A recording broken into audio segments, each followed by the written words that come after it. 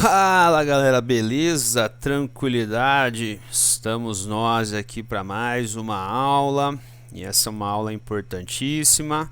É uma aula que vai preparar a nossa atividade online da semana da terceira semana de setembro.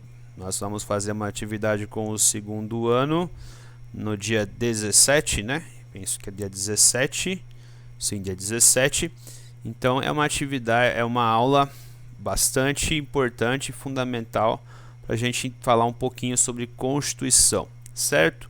E direitos. Então o título da aula é Direitos Civis, Humanos e Sociais e Políticas Afirmativas. Então, né, uma aula de extrema importância. Primeiramente, né?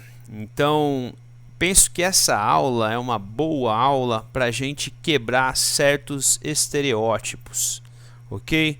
Porque muito se desinforma, né, pelas redes sociais a respeito de direitos humanos, que eles sejam ruins, que eles são usados por vagabundos, para defender vagabundos, aquela coisa, aquela balela, aquele papo furado. Então, a aula de hoje, repito, é uma oportunidade para a gente entender o que vem a ser essas coisas e por que certas políticas, como as políticas afirmativas, são utilizadas, certo? Então, começando com os direitos humanos, né? Como está aqui, esse material eu retirei do site da ONU Brasil. Então, segundo a ONU, né, os direitos humanos eles são inerentes a todos os seres humanos, independente de raça, sexo, nacionalidade, etnia, idioma, religião ou qualquer outra condição. Então, seja aquela pessoa que está numa tribo, né, inóspita, né, fechada, no meio de um continente, ou seja, ou estadunidense, ou francês, ou inglês, todos eles, né, têm direitos humanos, ok? Não importa a sua procedência, tá certo? O que seria esses direitos humanos? Coisas básicas como o direito à vida, o direito à liberdade, a liberdade de opinião e expressão, o direito ao trabalho e à educação, entre muitos outros.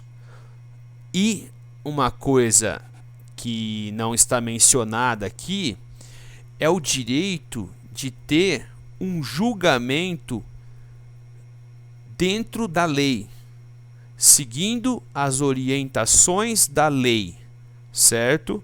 Então, se uma pessoa ela é suspeita de um crime, para que ela receba a punição, ela antes de tudo tem que ser julgada.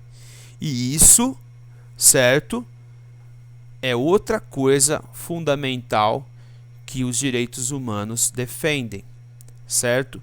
Então, independente da sua procedência. Vejam aqui, né, o preâmbulo da Declaração Universal dos Direitos Humanos de 48. Vejam que para refrescar a cabeça de vocês, né, esse intuito de quebrar esse estereótipo, se tivesse em sala, eu ia perguntar para vocês por que será que essa declaração ela foi lançada em 48. E aí eu gostaria muito de ouvir de vocês que ela teve em conta tudo o que aconteceu até 1945. Genocídios, holocausto, certo? Crimes contra a humanidade. A gente sempre lembra do holocausto, né, judeu, mas homossexuais foram assassinados em massa, ciganos na Europa foram assassinados em massa, certo? Então, né, negros foram assassinados por conta da sua cor, da sua suposta inferioridade. Então é isso, né? Lembrem-se do que aconteceu com os japoneses, Nagasaki, Hiroshima, né? bomba atômica em 2 cidades, devastação, hecatombe. Então, por isso que essa declaração ela foi lançada. Muitas pessoas de hoje questionam isso, desconhecendo, né, o que veio antes. Vamos ver o que está colocando aqui na carta. Considerando que os povos das Nações Unidas reafirmaram na Carta da ONU sua fé nos direitos humanos fundamentais, na dignidade e no valor do ser humano e na igualdade de direitos entre homens e mulheres, e que decidiram promover o progresso social e melhores condições de vida em uma liberdade mais ampla, a Assembleia proclama a presente Declaração Universal dos Direitos Humanos como o ideal comum a ser atingido por todos os povos de todas as nações. Então, né, muita gente também pensa equivocado que a ONU lança medidas e elas são automaticamente, né, colocadas em práticas nos estados nacionais, e isso é um grande engano. Cada ideia dessa é levada para os parlamentos nacionais, para aqueles estados que têm democracias e parlamentos, né? Então essa tem que ser uma referência para todos os países do mundo, um parâmetro para todos os países do mundo.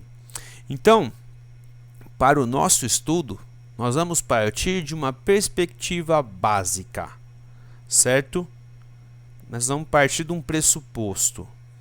Não há e não houve na história da humanidade igualdade e justiça entre os grupos humanos. Um dos piores crimes contra a humanidade, ela foi a escravidão.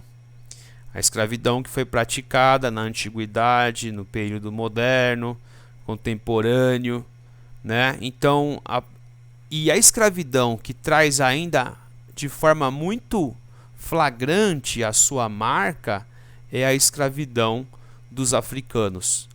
Muito porque, se pensarmos os indígenas da América, por exemplo, né, a grande maioria foi exterminada ou foi diluída nas novas sociedades americanas, tá certo? Então, esse crime de escravidão, segundo o direito internacional, ele é imprescritível, certo? Ele jamais vai deixar de existir. Ele jamais vai prescrever. Todos os países que praticaram a escravidão desde o século XV, XIV, né? Então eles meio que são condenados e esse crime não prescreve. E o que se espera deles, né? Políticas de reparação. Então, ainda não chegando a esse ponto, mas caminhando passo a passo, né? Já que nós estamos falando aqui que não houve igualdade, não houve justiça, e falamos dos crimes, aos africanos e os nativos da América, principalmente, foram negados o reconhecimento da humanidade, da dignidade, da vida como um bem universal. Em 1776, a democracia dos Estados Unidos foi lançada. A primeira democracia moderna, né? Constitucional. Só que ela trazia direitos para todas as pessoas? Não. Ela manteve a escravidão, que representava a possibilidade de uma pessoa ser dona de outra pessoa e vendê-la, emprestá-la, estuprá-la, né? Assistam aí 12 anos de escravidão, assistam outros filmes, né, brasileiros ou estadunidenses, vocês vão perceber que os senhores de escravos se valiam constantemente, né, e tinham liberdade, entre aspas, né, sexual com suas escravas. Então, pobres das escravas africanas, né, que tinham que trabalhar que nem mulas nos cultivos e ainda satisfazer sexualmente a maioria dos seus senhores. Então, tem gente que ainda faz vista grossa para tudo isso. Então, esse é um crime abjeto, né? É um crime repugnante, né? Tratar outro ser humano como um simples objeto, como uma simples mercadoria. E o mais paradoxal dentro da nossa discussão é o que, né? Que europeus e americanos, né? Estou dizendo aqui, principalmente dos estadunidenses, brasileiros também, né? Muitos desses senhores de escravos eram pessoas ilustradas aqui na América, né? E pensando os franceses lá na Europa, no seu país, que fizeram a revolução, né? Defenderam a liberdade, a igualdade e a fraternidade, lutaram contra o antigo regime, contra privilégios de direitos, cerceamento de liberdade, né? Como eu digo aí no segundo tópico, eles encarnavam e manifestavam a luta por essas três, né, coisas preciosas, né? A liberdade, a igualdade e a fraternidade. Mesmo eles, né, ignoravam grandes contingentes de pessoas, né? Então vamos pensar, a Revolução Francesa acontece, deixaram de fora a maioria dos pobres, porque o critério era censitário, e todas as mulheres, certo? A primeira fase da Revolução Francesa, ela não abole a escravidão das colônias, são os jacobinos, é a Convenção Jacobina, é o governo jacobino que vai abolir a escravidão. Quando a volta do consulado, o diretório e o consulado, a escravidão é restabelecida, e aí tem toda uma luta entre França e haitianos, né, que vai culminar na independência do país caribenho. Então, mesmo essas pessoas, o que eu estou querendo dizer aqui para vocês, né, mesmo essas pessoas ilustradas que defendiam esses pensamentos progressistas, eles estavam ignorando o direito, né, o direito civil, político, né, de muitas pessoas, certo? Por conta do seu gênero ou por conta da sua, entre aspas, raça. Então, peço para vocês um tempinho para molhar a garganta. Lá na página 137 tem um excerto bem interessante e diz: a questão dos direitos, desse modo, é entendida como parte de um processo dinâmico de tensão, conflito, desigualdades e diferenças. Devemos, assim, compreender os direitos humanos como um produto de disputas e resultado de relações contraditórias, e não como elementos estabelecidos enquanto naturais. Não há nada de natural dentro da sociedade, da sociologia, das relações humanas, né? Então sempre vão ter disputas, interesses, né, entre as pessoas. Então a conquista dos direitos, o que esse excerto acho que quer mostrar para a gente é que a conquista dos direitos é algo que deve ser constante, permanente, certo? Deve envolver luta, deve envolver o povo e não, né, a espera de pessoas bondosas, de pessoas supostamente bondosas, como algumas histórias querem nos mostrar, né? Vou dar um exemplo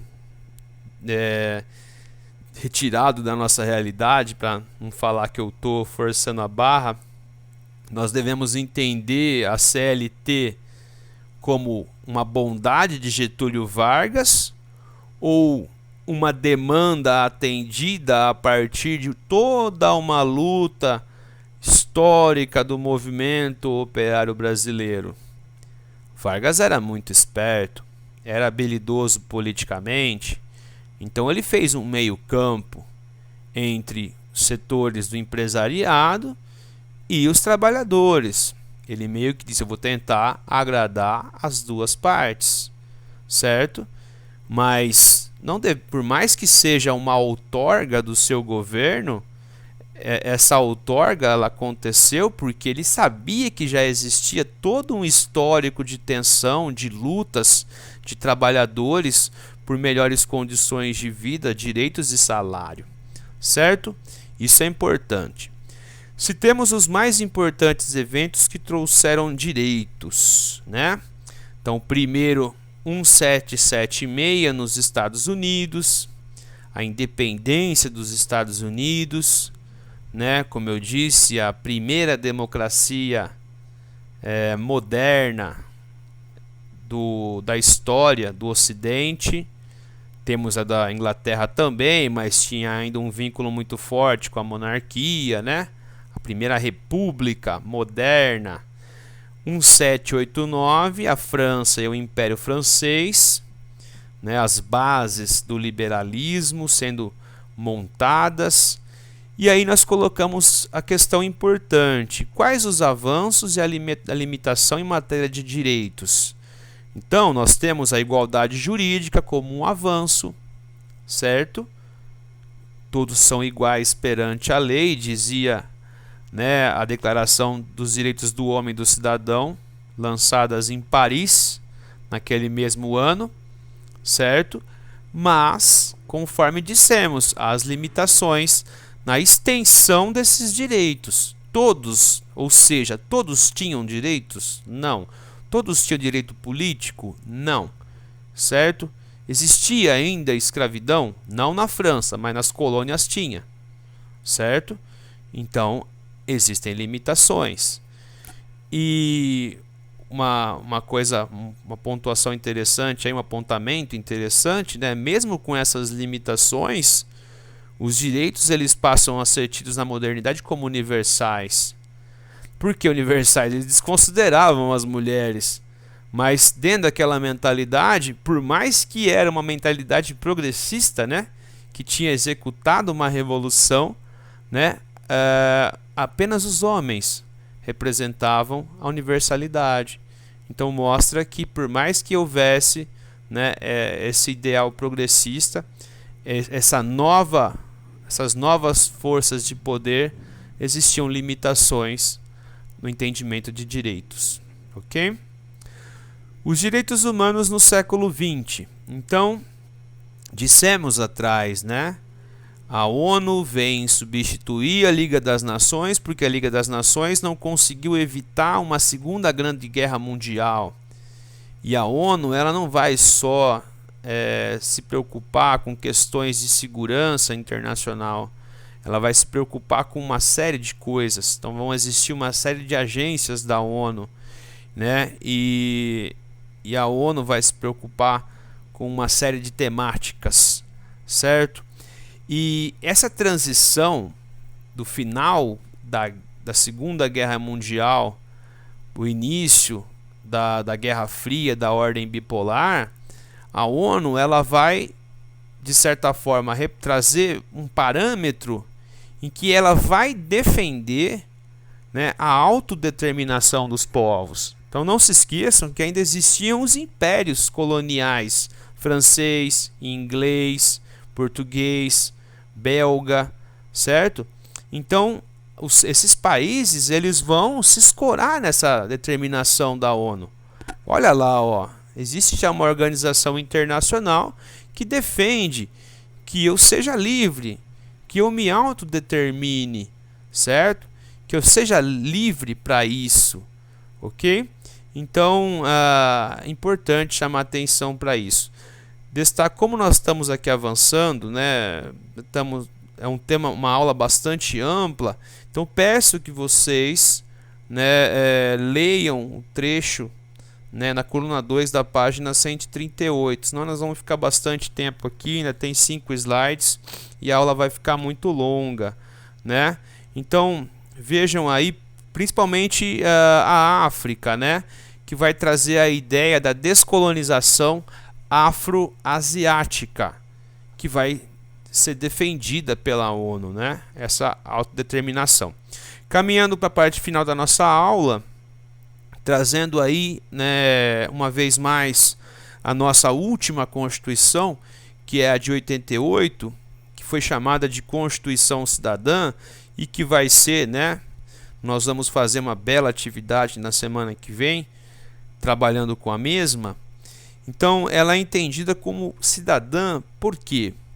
Porque ela vai possibilitar, né, ou era a intenção dela possibilitar que as pessoas se tornassem plenamente cidadãs, né, plenamente participativas, né, e não passivas. Então, a Constituição de 88 ela trazia uma nova ordenação jurídica para o país, né, a volta àquilo que o direito chama de a volta da normalidade democrática ou do Estado de Direito. E aí, né, essa Constituição ela está trazendo dentro, né, dos seus artigos, né, os direitos sociais, a educação, saúde, transporte, trabalho, né, junto com a universalização do direito civil e político. Então, não, né, na nossa última Constituição não havia nenhuma limitação para a cidadania política. Mas o que a gente sabe o que, né? Que esses direitos sociais, eles nem sempre são plenamente atendidos. A gente sabe disso, né? Principalmente nos rincões mais pobres do nosso país. Às vezes nós temos atendimentos, né, prestações de serviço típicos de países de primeiro mundo. E aí nós vamos ter, né, também no nosso país, em áreas mais pobres, um serviço típico de países que estão em guerra, da África, da Ásia. Então, o que é papel nosso é denunciar e lutar por melhores e melhores condições, né, de atendimento do serviço. Estamos na pandemia. Existe um elemento aqui a se destacar, que é o SUS, o Sistema Único de Saúde, um sistema gratuito de saúde oferecido pelo governo federal, né? Uma parceria entre o governo federal e as prefeituras, aquela coisa toda. Não fosse o SUS, essa tragédia que representou a pandemia do Covid-19 no Brasil seria ainda maior. Então, todos criticam o SUS, né, às vezes com razão, né, às vezes não, porque são falhas dos entes políticos, certo? Então, mas o SUS ele se mostrou necessário e mostra-se necessário e ele necessita de mais e mais investimentos para trazer, né, um tratamento digno para as pessoas. Então, qual seria o papel dos direitos sociais? Sanar os problemas causados pelo legado histórico das estruturas sociopolíticas e econômicas. Então, nós somos um país, historicamente, de desigualdade social, de concentração de renda. Então, são esses direitos sociais, sobretudo a educação, que podem trazer uma oportunidade dessas pessoas superarem a sua condição de pobreza, né? Conseguirem se educar, conseguirem aprender uma profissão, conseguirem ter uma melhor inserção no mercado de trabalho, ter um melhor salário e assim proporcionar à sua família, né, melhores condições de vida. Então, no Brasil, os exemplos de direitos sociais são leis trabalhistas, educação, saúde, segurança e transporte. Sabemos que nem sempre são serviços bem prestados, certo? Mas são serviços que necessitam de mais eficiência, de mais investimento, etc. e tal. A última parte da nossa aula, né? Caminhando já para o final da nossa aula, outro instrumento que é extremamente essencial, né, são as políticas afirmativas, né? E aqui há toda uma polêmica dentro do nosso país, porque vários setores da sociedade não concordam e dizem que elas são injustas, né? E aí a gente tem que lembrar, né, de que essa pandemia está mostrando para a gente, né, um pouco essa desigualdade e essa suposta injustiça, né? Então, vou usar o vosso exemplo, enquanto vocês têm essa aula disponível para ser vista no YouTube, né? Se vocês precisarem de um atendimento ou via WhatsApp ou Hangout, vocês sabem que vocês podem qualquer hora conversar com a gente. Vocês têm, né, boa internet em casa. Alguns de vocês assistem a aula nas Smart TVs, ou nos seus notebooks, ou nos seus computadores de gabinete, ou enfim, em vários aparelhos, enquanto que a gente sabe que milhares de crianças não têm acesso a absolutamente nada, né? Então, essa desigualdade, essa pandemia está colaborando para essa desigualdade, e sabe-se lá quanto tempo vai levar para poder, né, colocar o que era antes, né, o patamar que era antes. Então, né, pela questão histórica, por essa manutenção dessa desigualdade, né, não se esqueçam que eu disse que a escravidão é um crime imprescritível. Então, as cotas raciais, né, os quilombos, né, as reservas indígenas, elas são medidas de reparação histórica. Ah, mas o camarada de hoje não foi o que foi escravizado. Ele não foi. Só que a trajetória da vida da pessoa, né, ela recebeu a trajetória dos seus antepassados, certo? Então, 95% dessas pessoas que tiveram familiares escravizados no passado, todos eles estão dentro dessa classe pobre ou miserável do Brasil. Necessitam de ação do Estado, necessitam da atenção do Estado. Então, somente com políticas públicas de média e larga duração é que nós podemos ter, né, uma reversão substancial desse quadro, certo?